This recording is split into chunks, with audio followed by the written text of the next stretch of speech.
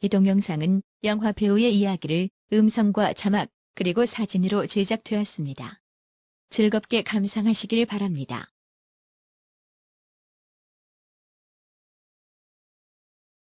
오드리 헵번은 벨기에 브뤼셀에서 태어났다. 아버지는 영국계였으며 어머니는 네덜란드의 유서 깊은 남자 가문의 딸이었다.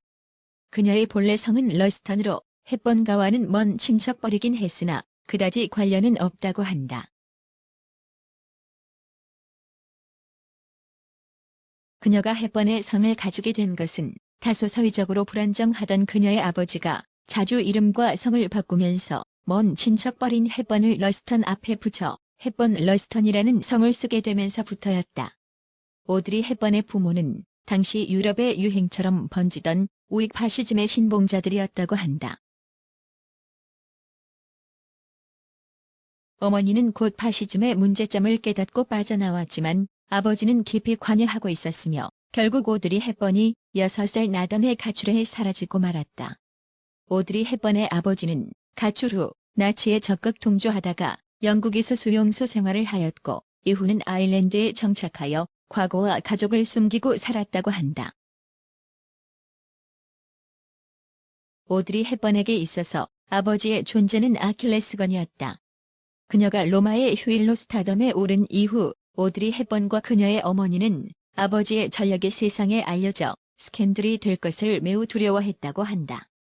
실제로 오드리 헵번의 어머니는 오랫동안 아버지의 연락을 오드리 헵번에게 숨겼다고 한다.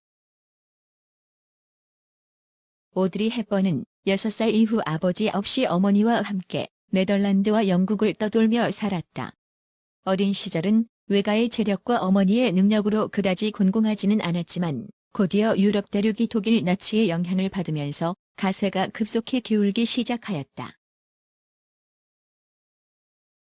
가나는 2차 대전 중에 극에 달했으며 이 와중에 오드리 헵번은 거의 굶어 죽을 위기에 처했다.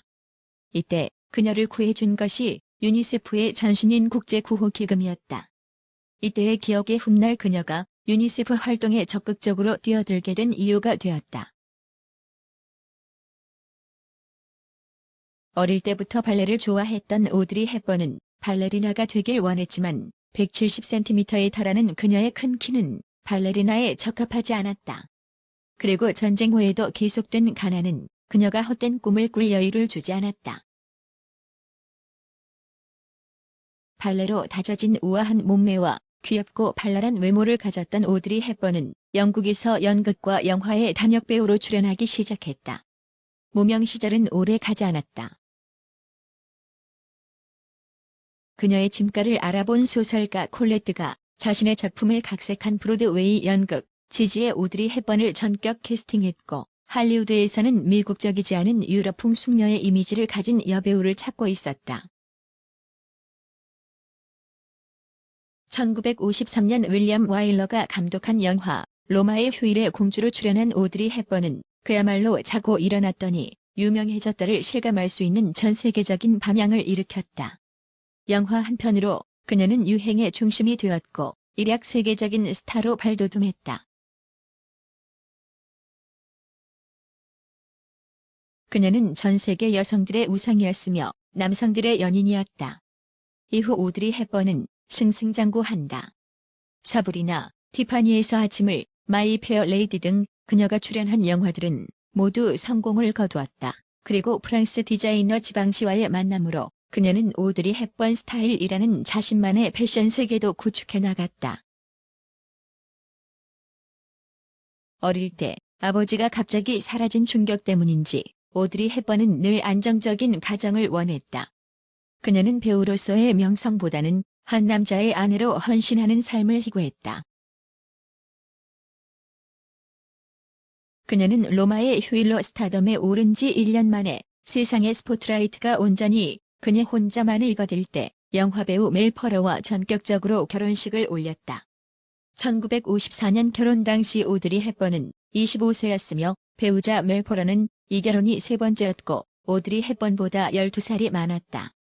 결혼은 오드리 헵번의 영화배우 경력에 큰 영향을 미치지는 않았다. 그녀는 멜 퍼러의 충실한 배우자였지만 여전히 뛰어난 흥행 여배우였다. 남편 멜 퍼러는 배우이기도 했지만 제작자였고 프로듀서, 감독이기도 하였다. 오드리 헵번은 멜 퍼러와의 사이에 아들 숀을 얻었고 멜 퍼러가 제작하거나 연출하는 작품에 출연하기도 하였다. 그러나 그들의 14년 결혼 생활은 그다지 행복하지는 않았다. 같은 분야에서 일하는 부부에게서 종종 발생하는 열등감이 오드리 헵번 부부를 힘들게 했다. 멜 퍼러 자신도 유명한 영화배우였지만 오드리 헵번의 눈부신 명성 앞에서는 늘 기가 죽었다. 여기에다 매력적인 남자였던 멜 퍼러가 외도의 유혹을 뿌리칠 수 없었다는 점도 부부 생활의 문제가 되었다. 어린 아들 숀을 위해서라도 이혼만은 피해보려 했던 오드리 헵번이었지만 결국 그들은 1968년 이혼을 하였다. 평온하고 안정된 가정을 꿈꾸던 오드리 헵번의 가장 중요한 희망 하나가 사라지는 순간이었다. 이혼의 충격을 달래준 것은 우정관계였던 이탈리아의 정신과 의사 안드레아 토티였다. 그녀보다 9살 연하였던 토티는 멜 퍼러와 이혼 후 혼란스러운 오드리 헵번과 그녀의 아들 숀을 헌신적으로 돌보았다. 둘 사이에서 사랑이 싹트는 것은 어렵지 않은 일이었다. 어머니와 단출하게 살아온 오드리 헵번에게 토티의 따뜻한 가족과 친척들은 새로운 세계였다. 이듬해 오드리 헵번은 스위스에서 안드레아 토티와 결혼식을 올리고 로마에서 신혼생활을 시작했다. 그와 동시에 그녀는 배우로서의 삶을 접고 평범한 가정주부로 돌아가려고 했다. 그러나 이것은 오드리 헵번의 우산이었다. 청소년 시절 로마의 휴일에서 아름답게 빛나던 오드리 헵번을 사랑했던 토티는 그녀가 그저 평범한 아내로 머무는 것을 바라지 않았다. 토티는 평범한 여인 오드리가 아니라 배우 오드리 헵번을 사랑했던 것이다. 토티와의 사이에 아들 루카가 태어났다. 그러나 이 결혼 역시 오드리 헵번에게는 행복을 가져다 주지 못했다. 안드레아 토티는 이탈리아 남자답게 외도에 거부감이 없었고 오드리 헵번의 남편으로 그의 외도는 번번이 가십기사로 다루어졌다. 결국 토티와의 결혼 생활도 1979년 이혼으로 막을 내리고 말았다. 안드레아 토티와 이혼 후 오드리 헵번은 진정한 소울메이트인 로버트 월더스를 만나지만 다시는 결혼하지 않는다. 오드리 헵번은 월더스와의 사이를 결혼이 서로에게 얻고 있는 그 어떤 것도 추가하지 못할 만큼 사랑으로 충만하다고 말했다. 로버트 월더스는 오드리 헵번을 만난 이후 그녀의 구호 활동을 도왔으며 그녀가 죽는 순간까지 함께했다. 오드리 헵번이 유니세프 친선대사가 된다. 그녀의 구호 활동은 의뢰가 아니라 자발적인 의사에 의해 결정되었다. 1988년 오드리 헵번은 특별 초대된 마카오의 음악 콘서트에서 자신의 명성이 자선기금 모집에 커다란 도움이 되는 경험을 하였다. 조용히 은둔하며 왕년의 스타로서 흠없이 살아가려고 노력하고 있던 그녀에게 이 경험은 매우 특별했다.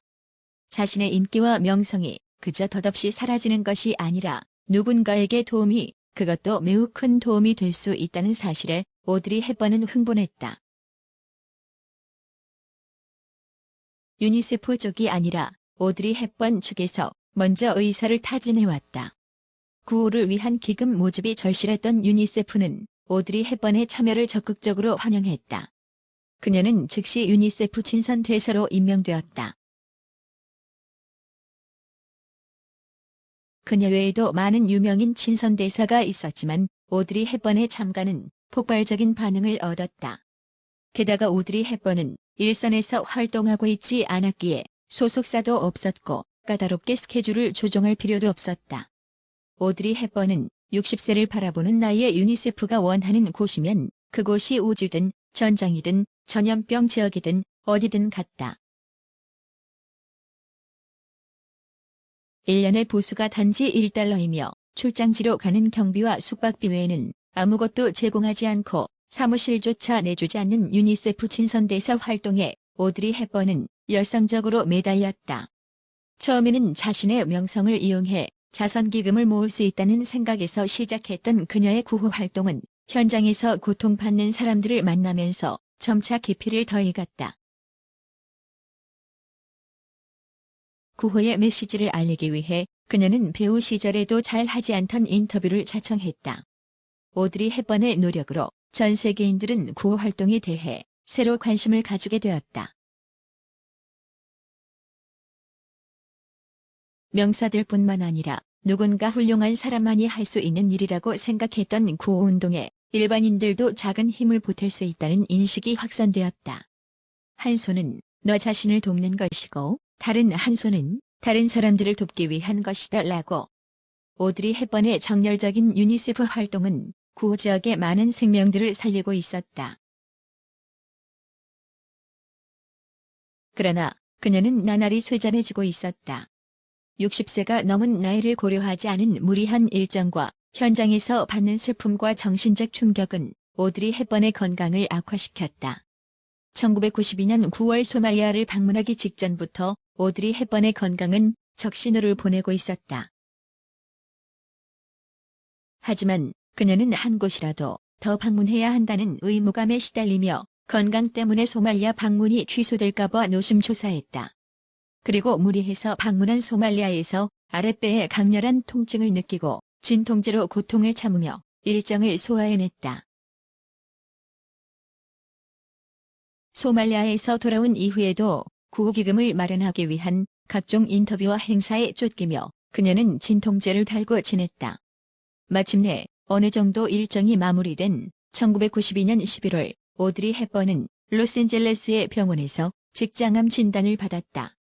수술을 했지만 경과는 좋지 않았다. 그녀에게 앞으로의 시간은 단지 3달만이 허락되었다. 병원 치료가 무의미해진 오드리 헵번은 은퇴 후 오랫동안 살았던 스위스의 집으로 돌아와 가족들과 함께 생애 마지막을 고요하게 보냈다. 그녀가 죽기 직전 맞은 크리스마스에는 자식들에게 자신이 좋아하는 시를 유언처럼 읽어주었다. 기억하라. 만약 내가 도움을 주는 손이 필요하다면 너의 발끝에 있는 손을 이용하면 된다는 것을. 내가 더 나이가 들면 두 번째 손이 있다는 사실을 발견하게 될 것이다. 한 손은 너 자신을 돕는 것이고 다른 한 손은 다른 사람들을 돕기 위한 것이다. 오드리 헵번은 사랑하는 가족과 소울메이트 로버트 월더스가 지켜보는 가운데 1993년 1월 63세를 일기로 조용히 숨을 거두었다. 그녀는 사랑했던 스위스의 집이 바라다 보이는 동산에 동료와 전 세계인들의 애도 속에서 묻혔다. 오드리 헵번 생전의 정열적이고 진심 어린 구호 활동은 이후 유니세프와 민간 구호 단체가 함께 제정한 오드리 헵번 평화상을 통해 그 뜻이 이어지게 되었다.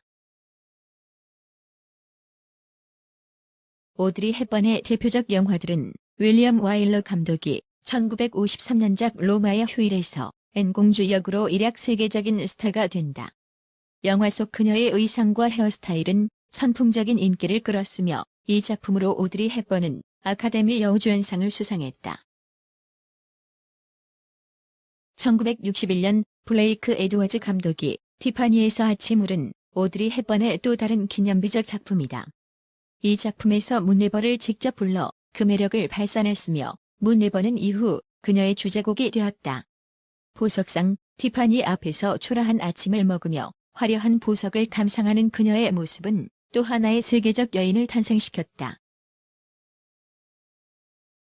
버나드 쇼의 원작 피그말리온을 뮤지컬 영화로 만든 조지 큐커 감독이 1964년작 마이 페어 레이디에서 오드리 헵번은 무식한 거리의 꽃 파는 아가씨에서 우아한 숙녀로 변모하는 돌리틀 역으로 그녀의 매력을 다시 한번 확인시켰다.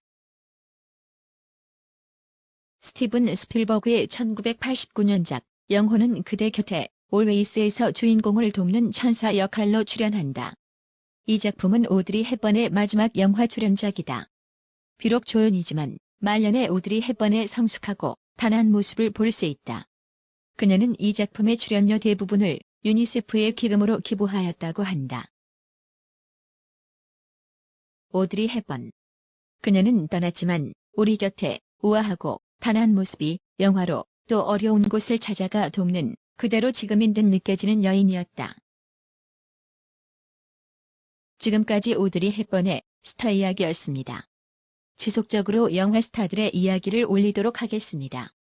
즐겁게 보셨다면 구독과 좋아요를 부탁합니다. 감사합니다.